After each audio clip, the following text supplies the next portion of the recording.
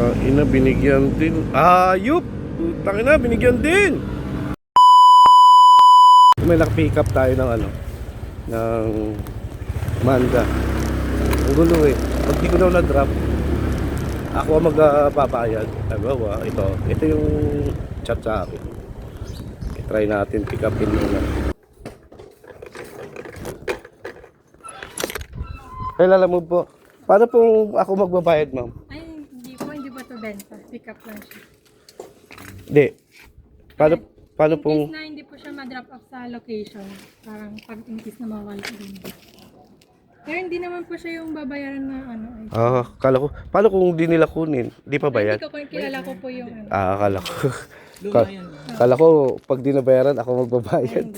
Hindi. Sige. Ka-work niya yung... Oo. Kilala ko. Ito po yung ano, bag. Tapos picture na lang. Sige. Picture nyo. Ay.